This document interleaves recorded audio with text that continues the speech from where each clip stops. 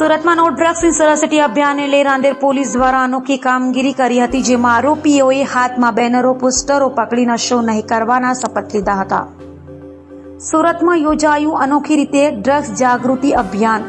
Surat police commissioner Anupamsinh ગેહલોતની આગેવાનીમાં Rander PI Atul Sonara દ્વારા અનોખું આયોજન કરાયું હતું, જેમાં ડ્રગ્સ કેસમાં પકડાયેલા આરોપીઓ દ્વારા જ ડ્રગ્સ જાગૃતિ કરવામાં આવી હતી.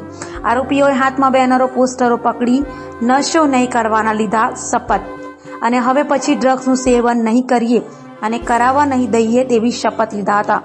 ડ્રગ્સ પેડલરો અને આરોપીઓ જાતે જ જાગૃતિ ફેલાવી રહ્યા છે, ત્યારે હવે પછી ડ્રગ્સ વેચશે નહીં કે સેવન કરશે નહીં તેવા ખુદ આરોપીઓએ શપથ લીધા હતા.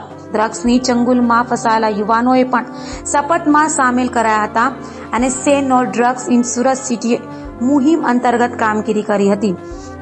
યુવાનોને ડ્રગ્સથી દૂર રહેવા સંદેશો આપવામાં આવ્યા હતા. સાથે ડ્રગ્સ કેસમાં પકડાયેલી મહિલાઓ પણ ડ્રગ્સથી દૂર રહેવાના શપથ લીધા હતા.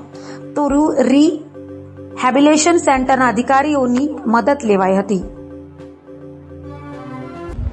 માનનીય સીપી સાહેબ દ્વારા નો ડ્રગ્સ ઇન સુરત સિટીનું એક અભિયાન શરૂ કરવામાં આવ્યું છે. આ અભિયાનના ભાગ અંતર્ગત રાંદેર પોલીસ દ્વારા આજે તમામ જેટલા બી રાંદેર પોલીસ સ્ટેશનની અંદર ડ્રગ્સ પેડલરો છે કે ડ્રગ્સ એડિક્ટેડ છે એવા તમામ વ્યક્તિઓને ઇસ્લામિયા જીમખાનામાં ભેગા કરવામાં આવ્યા હતા અને એક શપથ ગ્રહણ કરાવડાવવામાં આવી હતી પોલીસ દ્વારા, રાંદેર પોલીસ દ્વારા, કે મેં ના ડ્રગ્સ લૂંગા ના ડ્રગ્સ લેને દૂંગા, અને પોતાના પરિવારને કેન્દ્ર બિંદુ ઉપર રાખી અને આ એક અભિયાન શરૂ કરવામાં આવ્યું છે રાંદેર પોલીસ સ્ટેશન તરફ.